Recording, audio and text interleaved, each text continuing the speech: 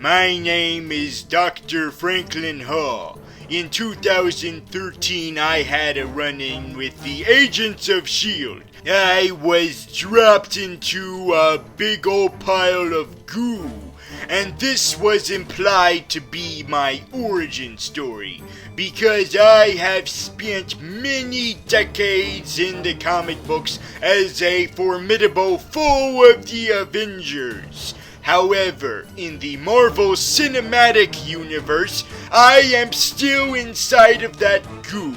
My permanently postponed vilification has caused me to be even more appreciative of those who were lucky enough to actually become villains. They have gone through a lot of trauma in their lives, and who knows what kinds of ramifications this will leave on their psyche. I have put together this new show in the effort of helping them through this process, helping them recover from their experiences. Everyone talks about the defeat, but no one talks about what happens next. This is post-defeat!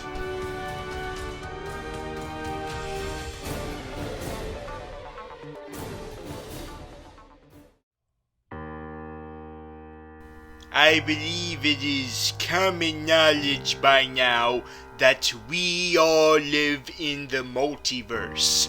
There are billions upon thousands upon majillions of different universes out there, all coexisting with each other.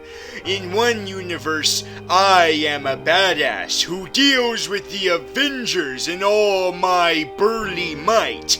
In another universe, I am an anime character with a bunch of steampunk shit all over my body.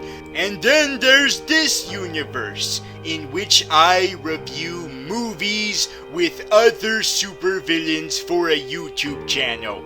But what about the universe in which my tragedy happened? The one that I'm very mopey about in the opening sequence of this program. Well, that universe in which those events happened is the MCU, Marvel Cinematic Universe. This is where all the live-action Marvel stuff happened. At least the stuff that Marvel wants you to acknowledge. Throughout the many years, this universe has suffered great turmoil thanks to awful superheroes of the likes of the Avengers, and now they're even spreading across the galaxy. They cause mass devastation across many different cities, destroying all kinds of property and taking the life of innocent people. It's a very awful thing to happen, because that's our jobs, the supervillains. We're supposed to do all that. They're stealing our thunder.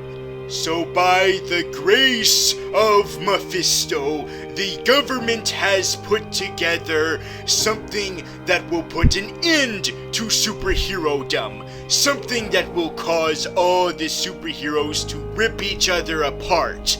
However, there was one concerned citizen out there who believed that these so-called Sokovia Accords were not enough to make the superheroes kill each other.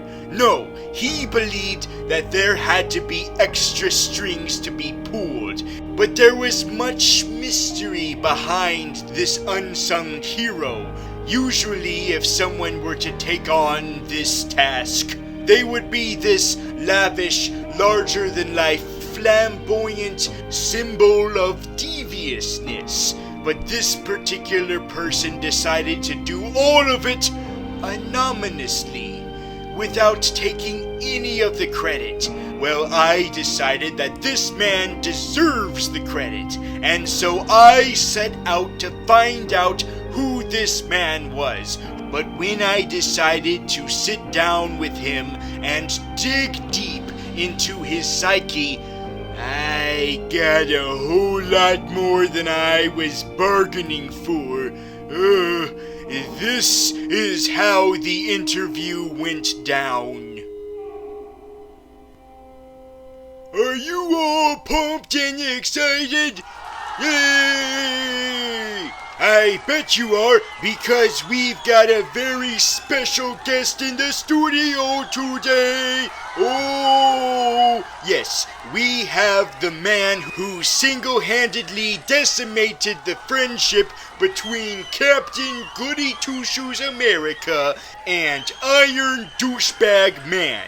We know this individual is very humble, but he deserves all the credit he got for doing such a task. So we flew him all the way from Berlin. Yes, Mr. Gorbachev, tear down that wall of anonymity, anonymousness, anonymity.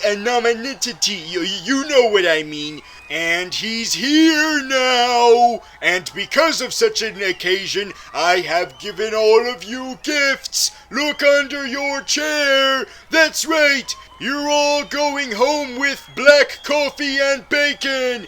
You get black coffee and bacon. You get black coffee and bacon. You get black coffee and bacon. You get black coffee and bacon. You get black coffee and bacon. You get black coffee and bacon.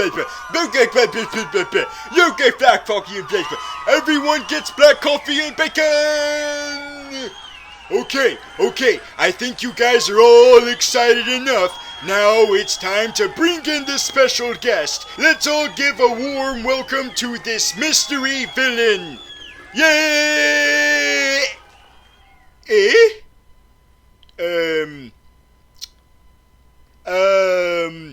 Could you help me out here?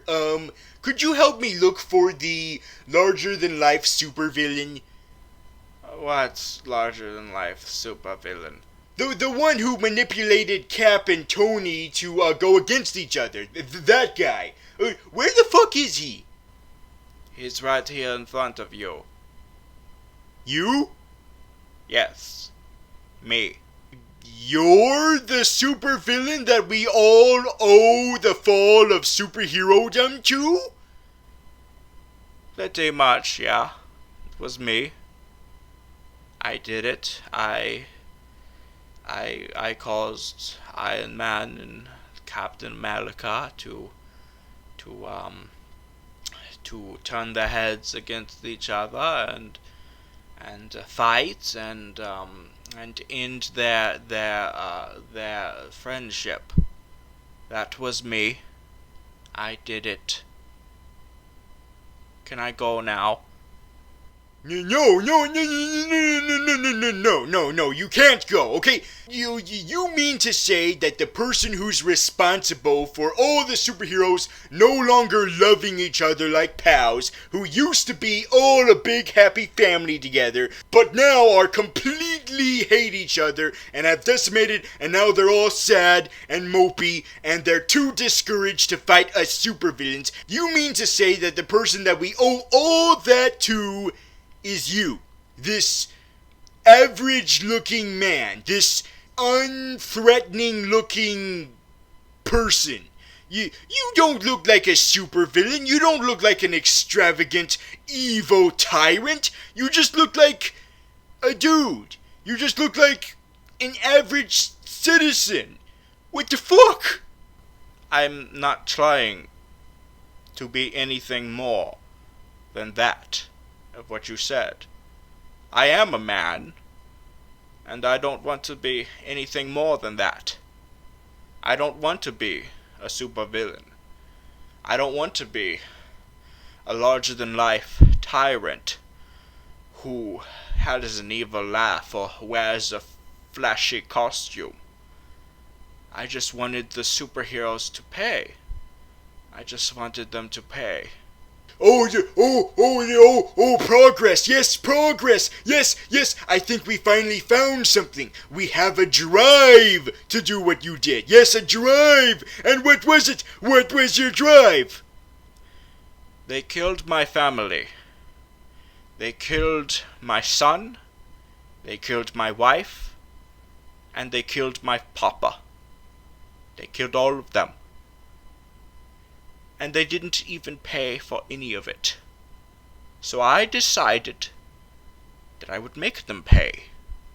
Yes, that is what I'm looking for. You see, there is supervillain stuff about you. See, that backstory, that drive that made you do it, the motive. That is what makes you a supervillain. Yes, I finally found something. Ooh-hoo-hoo-hoo. What do you expect from me? Do you expect me to wear flashy costume? Do you expect me to make these long monologues about how evil I am? Do you expect me to have superpowers and stuff? No. There's been a lot of formidable villains who don't have superpowers. However, that something that we do expect from supervillaindom is a body count. It is more effective if you cause some tragedies in the superheroes' lives, okay? You said you wanted them to pay, so how exactly did they pay? Well, they are no longer as close as they used to be. That's not what I mean, okay? Yes, we know you did that, and I'm very appreciative for that, and and it's great, but there's other things you have to do too, like getting rid of their loved ones. Ooh, did you do any of that? Huh? Did you do any of that? Well, I got rid of a doctor. Okay. And I also got rid of the guy who programmed the Winter Soldier. I got rid of him. But those aren't integral characters. No, I need someone very, very important. Well, there is this one person who I got rid of, who I caused the death of. Yes, and I know exactly who you're talking about. As I stated at the beginning of this special, there are many different universes out there, and with each universe comes a different villain who is responsible for the death of T'Chaka. In many of these universes, the go-to villain who had the honors of taking down T'Chaka was Claw. But there are many variations to that. In some universes, he does it all by himself. But in others, it's a tag team with Man-Ape. And then you have the universes where it was someone else, such as Moses Magnum, and a Chitauri dressed up as a Nazi. But the question is, who gets the honors in this universe? Well, it was a split decision between the Winter Soldier and our very good friend. So who was it? Who gets the prize of being responsible for being the Joe Chill equivalent for the new King of Wakanda, T'Challa? Drum roll, please! You! Yes, that's what I just said. It was me. You didn't have to do all of that build-up. You knew it was me. I was about to say it, so you didn't have to even do that. I was already going to say it. Yeah, I know, but I like to be all theatrical. Unlike you, which I wish you were more of. Jesus Christ. You're so subtle as fuck. You're so bland. There's nothing to you. Oh, really? Is there really nothing to me? There's nothing interesting about me? Maybe I don't want to be interested in. Maybe it's better to be subtle. Better to be anonymous. Because that way, you're less expecting. If I was this extravagant supervillain, everyone would not trust me. If people saw Loki walking down the street, they would run away from him, because he is a supervillain. But if they saw me walking down the street, they wouldn't bat an eye, because I am just a man. Oh, I see what's going on here. You're going by that Alexander Pierce mentality, where it's better to have a normal everyday man as a villain than an actual supervillain. I don't know what you're so cranky about. Maybe it would cheer you up if I told you about who else I got rid of. Yes? Well, you see, you know about the Winter Soldier program. Yes, I know. That inspirational program that was going to launch 1,000 soldiers that was going to wreak havoc across the land. All of these soldiers who would be harsh and cruel, and they would have impervious strength, and they would do their tasks organizingly, like Bucky, for example, when he's not all hoity-toity and all goody-two-shoes like Captain America. Yes, him. He is a very good example. He is only supervillainous when you say a bunch of particular words. Fright Train. 1. Spider-Man Homecoming. Those kinds of words trigger him into switching from superhero to one of you guys, who I prefer not to be a part of. But why are you mentioning him anyway? He's not a supervillain, or at least not half the time, which is why he had to go back to being frozen so he can get rid of the supervillainous part. Thank you very much, Black Panther. Well, you see, there was going to be a lot more than just him. There was going to be a whole army of Winter Soldiers. Oh my god! That would have been the most awesome thing ever! All of these Winter Soldiers, all of them! And they could each be someone from the comic books. Like one of them could be the US Agent, and another one could be the Red Guardian. Oh, the possibilities are endless! This is freaking awesome! No, we don't need more of them. No. One is already enough. They had to be executed, so I was the one to do it. What? You got rid of the Winter Soldiers? I shot all of them in the head. Oh, how could you do that? Hey, you said you wanted people dead, so I did it. I killed all of the Winter Soldiers. I meant the good people, not the bad people, not people on our team. I told you, I am not on your team. I am my own team. I don't support Hydra. I don't support S.H.I.E.L.D. I don't support you. I only support myself.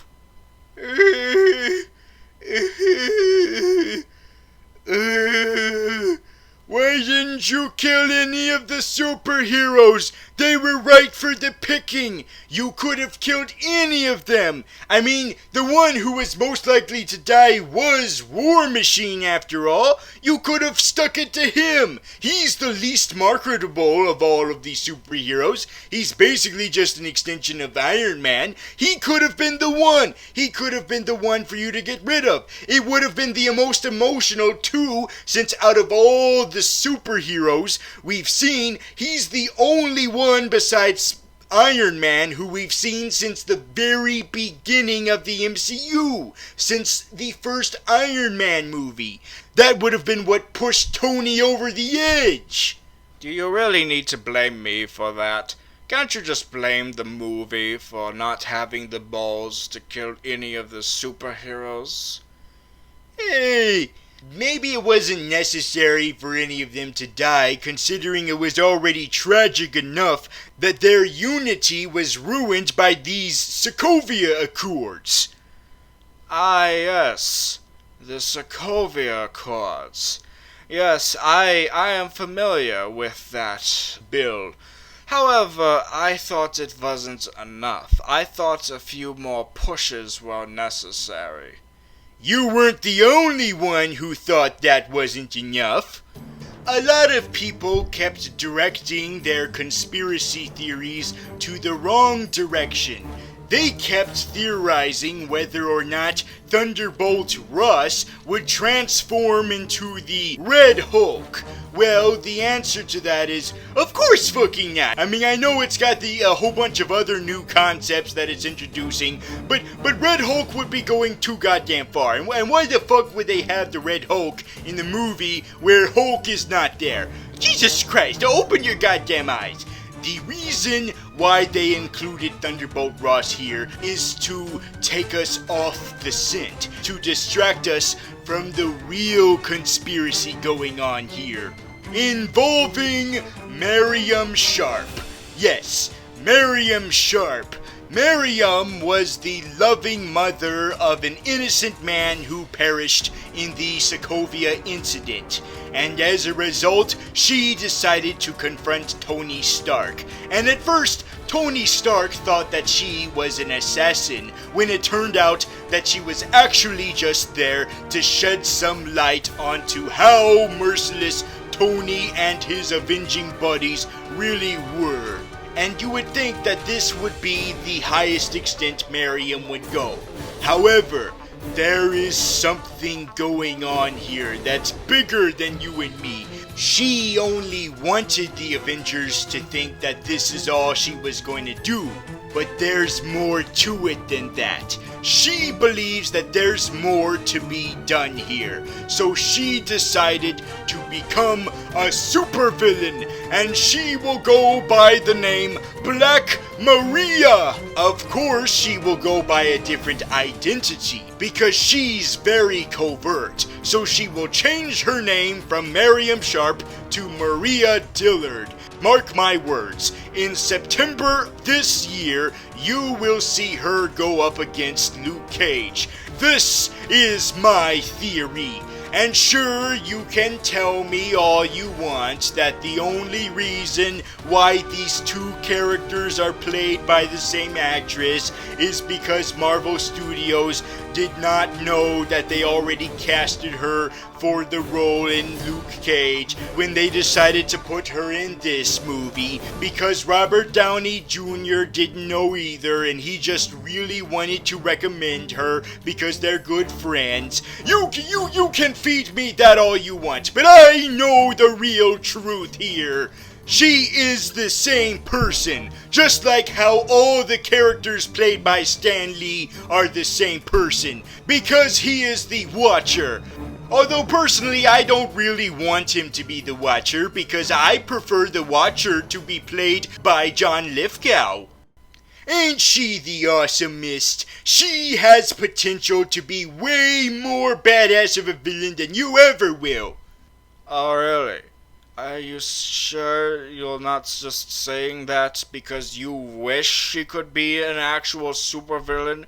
So you decided to just put together all these theories because it's your fantasy to have a more extravagant villain than the one that was presented to you today. Me. Just nothing more than a simple man who wanted revenge. That's all I am.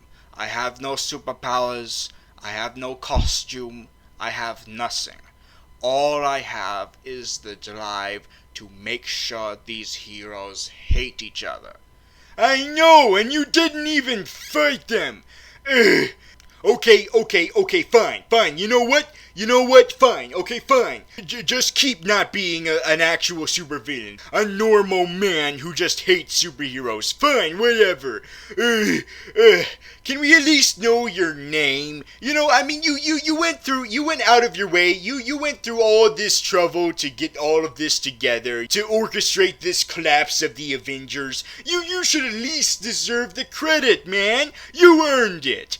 So So come on, man. Announce your name to the public. You know, make your name known. I don't even know your name. That's how secretive you are. It was such an ordeal to even contact you. It was a pain in the friggin' ass. So come on, man. Reveal yourself. Who are you? If I tell you my name, will you get off my fucking back and let me back in my cell so that I can be alone with my thoughts?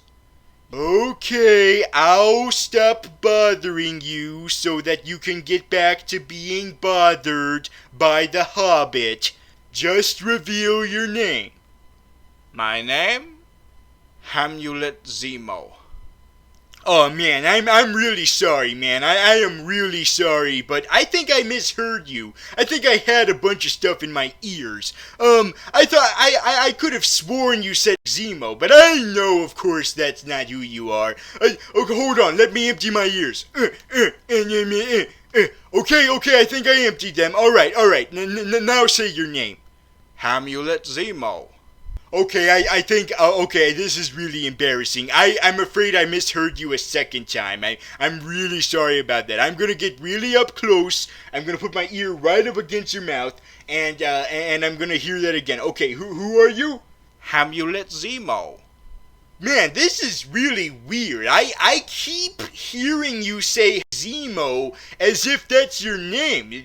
That is really peculiar. That is because my name is Hamlet Zemo.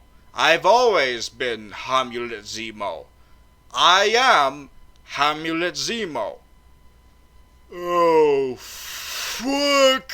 Oh no! Oh no! You're Hamlet Zemo! Yes? What is the big deal? You're the MCU version of the legendary Baron Zemo. The Baron Zemo. Yes. Why is that a big deal? Oh, I don't know. Maybe it's because Baron Zemo is one of the most extravagant, theatrical, gravitas, theatrical supervillain of all time. Just this huge, flamboyant mastermind of all time. And in the MCU, he's you. He's just some guy. Hey, that's how life works out sometimes. You just found out your alternate self. You just found out who you are in the Earth 616 universe, and you're not even a little interested in that? You're not even a little perplexed that this is how you turned out? You're not even thinking about how you're compared to that version? No, I'm not. Because this version makes more sense for this universe. Are you fucking serious? In a universe that has frickin' Loki and frickin' Thanos and all of these big, larger-than-life supervillains, and you're perfectly fine being like this? Being just some average dude? It's not just the universe. It's the occasion. It's what's going on in this particular occasion. You have these heroes going up against each other. Some would argue that you don't even need a supervillain for this occasion. Huh. I guess you're right.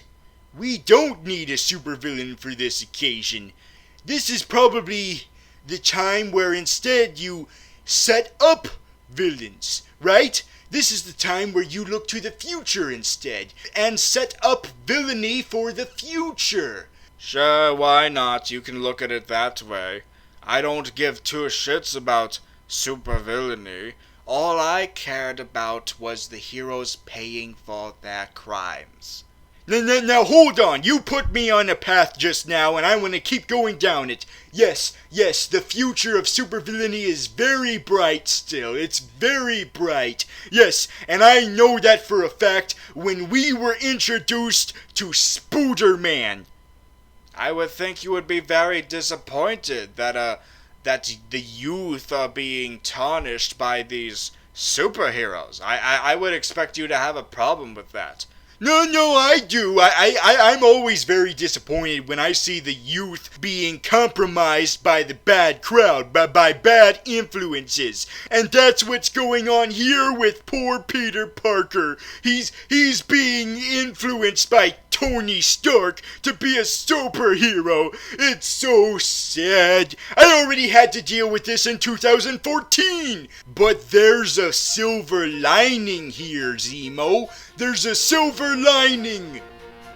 Every time a major superhero is brought into the cinematic universe, it more importantly means that their rogues gallery has been included also. And so now that the prepubescent wall crawler has been included into the MCU, who knows how many of his sworn enemies are lurking around in this universe now. They could be anywhere, but I'd like to think that most of them were in that crowd of MIT students at the beginning of the film, where Tony Stark decided to just splooge all over the place. And he did it by giving every single one of those MIT students grants, just giving every single one of them financial backing for all of their projects. Now, at first, you might think that this is a very poor decision that's not very thought out. And the answer is, of course it's not very thought out. That's why it's so awesome. Because if it wasn't for his spontaneous generosity, none of those potential mad scientists would have been able to spark their creativity. But now that they've been given the financial backing, that means they can become supervillains now. Dr. Octopus could be in the crowd. The Vulture could be in the crowd. I saw some old people there. Old people can be college students. Don't judge. The Tinkerer could also be there. Michael Morbius could be there. But why stop at just Spider-Man villains? What about the High Evolutionary, the Controller, MODOK, Plant Man, Dr. Maulus, Egghead, Power Broker, Fixer, and the Beetle. Oh, the possibilities are endless. Yes, let's keep going down the list. The Red Ghost, the Wizard, El Diablo, the Mad Thinker, Molecule Man, Doctor Doom. Okay, wait a minute. Pretend I never said that last batch of people. They're all associated with the Fantastic Four. Never mind. Fuck you, Fox. Hey, Zemo. Do you know what the crew was whipping up while we were doing that segment? They were whipping up this! Surprise! Oh, do you know what this is? Let me guess. Is this what my alternate self wore in the comic books? Yes, that's right! It is what your alternate self wore. Why don't you break it in? Why don't you give it a spin, huh? Try it out. It looks itchy. I'm not interested. Come on. The crew worked very hard putting this together. It looks like a purple sock that was sewn to a cheap dollar store crown. Hey, don't ruin the movie magic, okay? Okay, we worked very hard. Now put this fucking sock on your face. No. Put it on your face. No, I won't put it on my face. Okay, I won't do it. Put it on your face, okay? Put it on your face. Why? Everyone knows my identity. And besides, if I'm not wearing it to conceal my identity, usually the reason for wearing masks would be to hide a horrible disfigurement on their face. And I look perfectly fine and average. I know. Stop rubbing your averageness in my face. Good. Also, you should be really lucky, by the way. You should be lucky that you're not disfigured like your alternate self. Or a much less fortunate villain. Well, what do you mean? Well, Because you're not that villainous, someone had to make up for that. So someone decided to step in to meet the villainous quota for this movie. And that person lost their life. The story of Brock Rumlow is a simple one. If you only go by the MCU. If you go by the Earth 616 version, it's complicated as all fuck. When we first met Brock, he was an operative for S.H.I.E.L.D., which gave off this sense of heroism on him. But after opening up and revealing what was truly deep down in his heart, it was clear what he truly was to society. A Hydra soldier. And after the tragic fall of Hydra in 2014, and then the non-canon fall of Hydra in 2016, he decided to be the master of his own fate, so he put together his own band of terrorists, and he would create his own identity. No longer was he a puppet for S.H.I.E.L.D. or Hydra. He was going to be his own leader, and he would do it with a skull mask. He would be Crossbones. And even though non-comic book fans would continually ask the comic book fans if whether or not he was the Punisher, even though we fucking already had the Punisher a few months earlier on fucking Netflix, he did his best to carve out his own identity. But unfortunately, that identity was cut short. Being cornered by Captain America and the Avengers left him no choice but to take the desperate measures and explode himself. And even though Wanda did her best to contain that explosion, it was not enough to cause dozens and dozens of people to be awfully injured or dead, meaning that Crossbones did not die for nothing. His legacy will live on as sort of this universe's version of Nitro, I guess, since we don't have Nitro yet. He didn't even show up on Agents of S.H.I.E.L.D. I mean, he's obscure enough. But does this really mean that this will be the last we'll see of him? After all, the actor who portrays him has said that it is possible for his character to return for many more movies to come. Maybe it's just wishful thinking. Or maybe, just maybe, yeah, it's wishful thinking. Listen, if you're not gonna do it for me, then do it for him. Do it for Brock Rumlow, okay? Do it for Brock! Fine, I'll wear the sock. Are you happy now? A little bit. It is kind of cheering me up, but not enough. This interview went down the drain. I thought this was gonna be so much fun, getting to spend time and hang out with an awesome supervillain. But instead I just hung out with some guy, just some dude. Well, to be fair, I'm more than just some dude. Oh, that's right. You come from a lineage, don't you? Yeah, you come from a whole lineage of supervillains, which means that you have the potential to be an actual supervillain in the future. Yes, now I have confidence again. Yes, you're going to be a fantastic supervillain. I know you have it in you because of your lineage, because of your family tree. I don't have that. Wait, what? I don't have the lineage in this version. Surely you do. I mean, I watched. I mean, there's no proof that you don't have that lineage.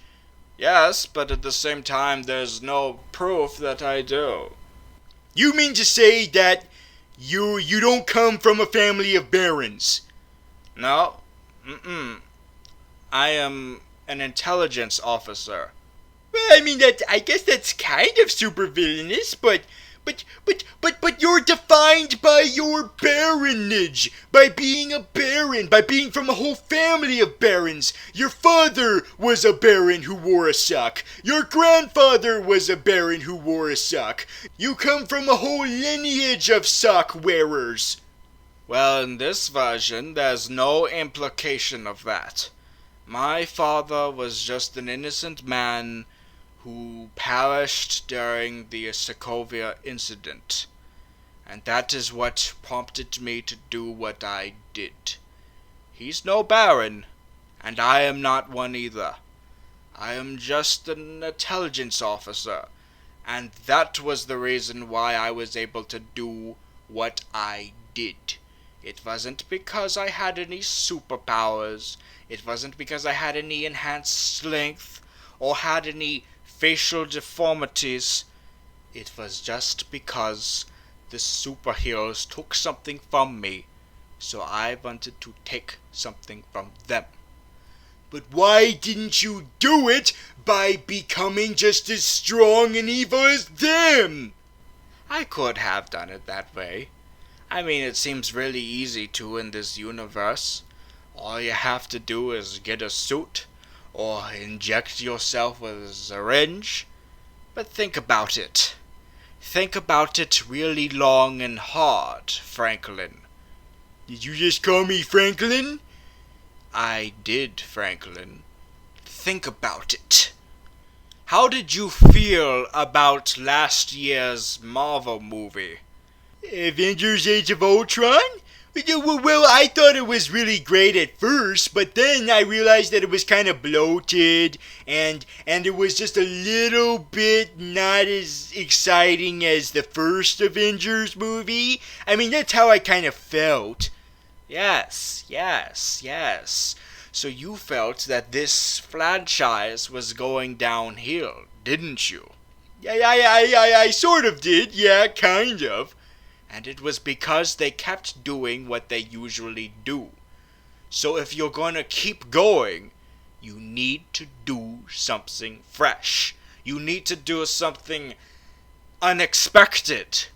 So tell me, what's more unexpected than a very, very subtle antagonist? A non-supervillain antagonist. One like me, who had no costume, no powers. Just a normal man. And I didn't even lay a hand on any of them. All I did was make them fight each other. What's more unexpected than that? Oh my god! I think you're on to something! Oh fuck! Yes, now you get it. This movie was to show that Marvel still has what it takes to continue for a very long time by switching things up, knowing what to continue and what to not, realizing that last year's movie was very stale and that they had to do something about it. So they had to go back and make another Avengers movie. Sure, they had to compromise by calling it Captain America, but they did it so that they could show that they are able to redeem themselves with this movie, to show that they could still be fresh, and that they could do exciting things, and that they can do multiple subplots, multiple storylines, many different characters, both pre-established and new ones, all crammed into one movie without any of it feeling shoehorned.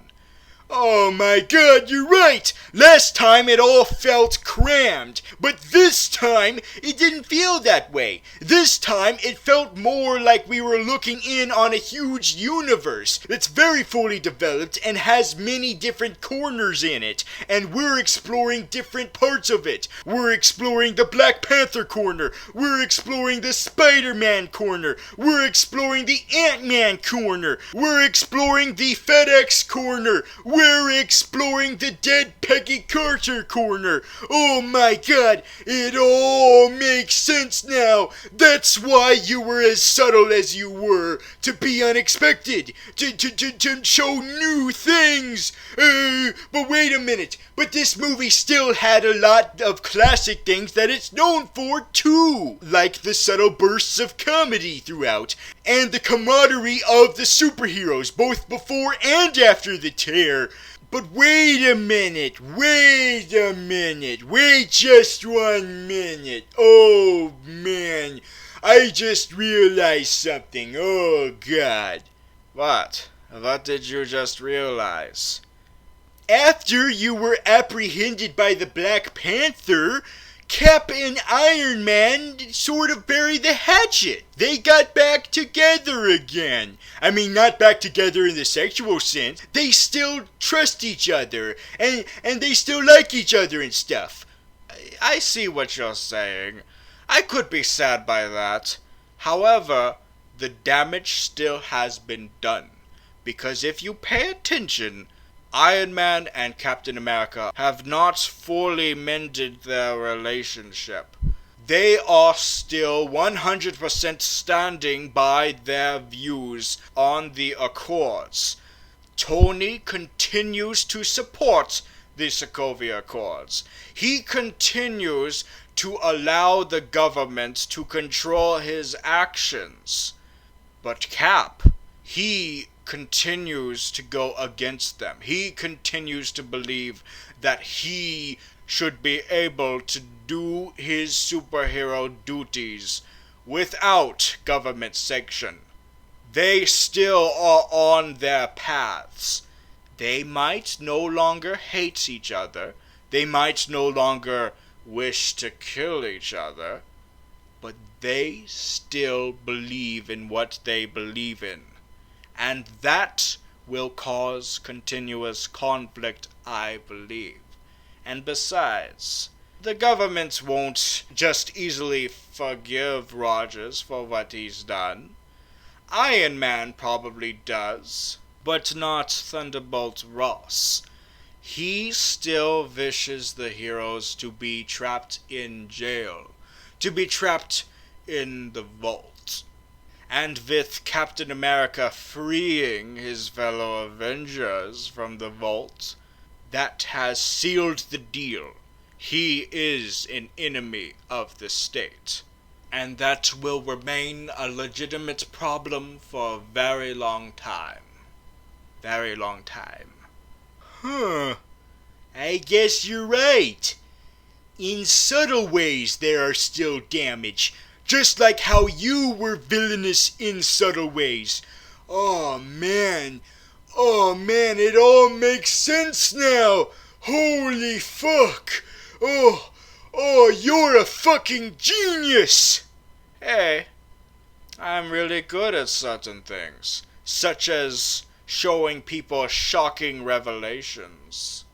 Yeah, like how you showed that the Winter Soldier turned out to be the murderer of the Starks the whole time. Oh man, that was freaking genius. Yes, that was me. That was my handiwork. And the way that you sort of flirt with the heroes, oh, that's lovably creepy. Oh man, that was a nice touch right there. Oh, go on. You know, I think I finally got through to you. You're no longer as humble as before. You're beginning to like being a villain, don't you? It does feel a little good, I guess. But still, I strongly feel that I don't need this mask.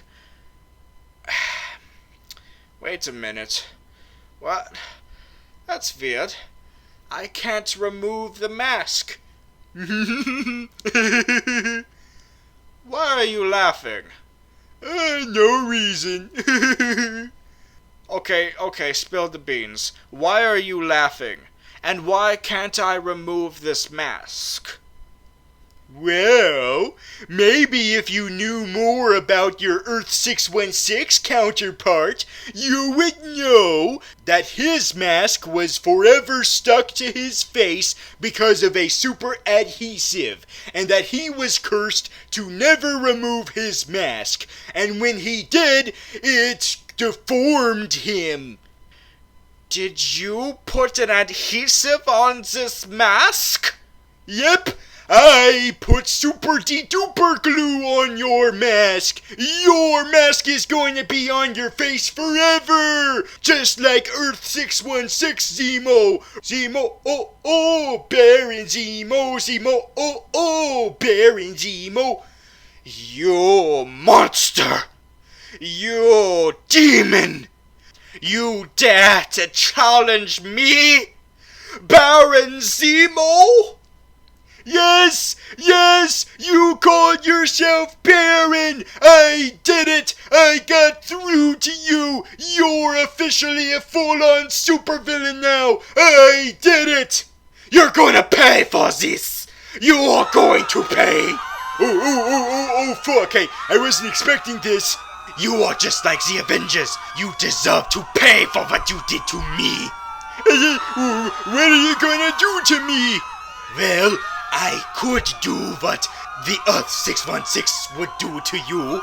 Well, what he would do is he would stab me with a giant sword, and then he would shoot me with his gun. You know, he would have a sword-gun combo. Oh man, he was so awesome. You should see him. Well, guess what? I am not like him, okay? I am not like him, okay? I have no sword, and I have no gun. All I have is my wits. You seem a lot less tense now. Yes, I have calmed down because I've realized all I need is to do what I did in this movie. You mean murder me and throw me into a bathtub? Can you at least leave a rubber ducky there? And bath beads? No, that's not what I'm going to do. What I'm going to do is show you a revelation. That's what I do. I show people revelations. So look at this. Look at this. Oh no! Make it stop! No! What are you doing? Keep looking. No! Make it stop! Make it stop! Keep looking. No! Enough! No! I'm sorry! Stop! Ah! Oh, no!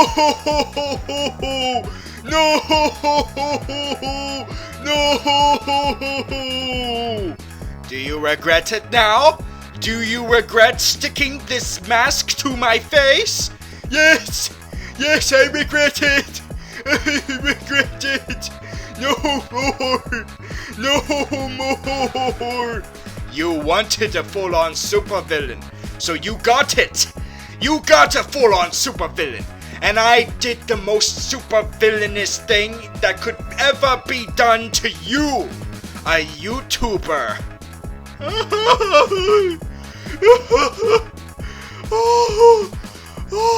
I'm still proud, though. I'm still proud of what you've become. That was fantastically devious. Now I have confidence in you. I have confidence that you will become Citizen V, that you will start the Thunderbolts, and that will turn out to be the Masters of Evil. You have it in you now. You have it in you to do all kinds of supervillainous things. Now the Thunderbolts can be a thing. The Masters of Evil can be a thing. You can do all of that now. And you showed me your capabilities by breaking me horribly. My spirits have been decimated. Thank you for that. Thank you. I'm all fucked up now, but still, thank you. You are a paradox. You are a paradox yourself. You caused such a huge impact on the superhero community without being even a villain at first. So we're both paradoxes. How the hell is it that I treat this all like it's canon, even though I'm observing it like a connoisseur of this? Well, I'm going to use that paradox as my advantage for the many videos to come. And I'm going to change things around. Well, you better hope that whatever you do is what's going to save this channel from the upcoming Armageddon. So be aware of that, Graviton. Oh, you refer to me as my supervillain name. I think we're beginning to become great colleagues. That might just be. You better just hope that the Thunderbolts don't come fighting at your door like in the comic books. Oh, you're beginning to know more about your history. I guess so. I guess I'm gonna like this path I'm going down. Who knows? Maybe I will actually fight the Avengers head on. You're gonna need a couple of particular weapons for such a feat.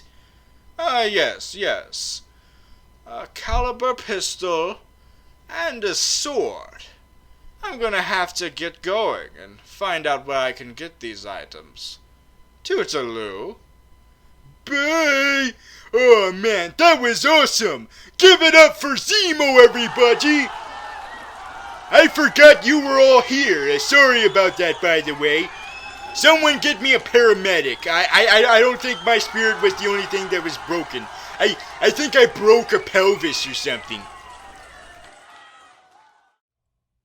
Now, you may have noticed that we avoided a particular topic this whole interview, and that was the subject of Zemo's attempted suicide. The reason for that was we really wanted to keep things upbeat. You know, we really wanted to avoid that very touchy subject because we knew that he was very sensitive about that. So we really wanted to be considerate about that. Let's just thank the Black Panther for his quick intervention. Let's just thank him. He might be a superhero, but he was a really good guy doing that. Thank you, King T'Challa. Thank you, and thank you to your lovely, imposing bodyguard ladies. Fuck Spooderman for bumping you to 2018. Fuck him. That was my encounter with Zemo. It was a very dramatic one, and it has left a mental scar on my psyche. But I will trudge forward because it was a scar worth having. And it's worth knowing that there will be many more supervillains to come in this universe. I still really wish that I was one of them though, but like I said, I'm still stuck in that goo on an ABC show that no one watches, but keeps getting renewed for some reason. But what's important is that we keep trudging forward. And we've already got a new interview booked. Unlike these last two interviews that have focused on the experiences of a very recent hot button event, this next one focuses on something that happened a very long time ago, in the 1980s. Man, I sound like a millennial when I say that, don't I? I'll see you on that next episode of Post Defeat!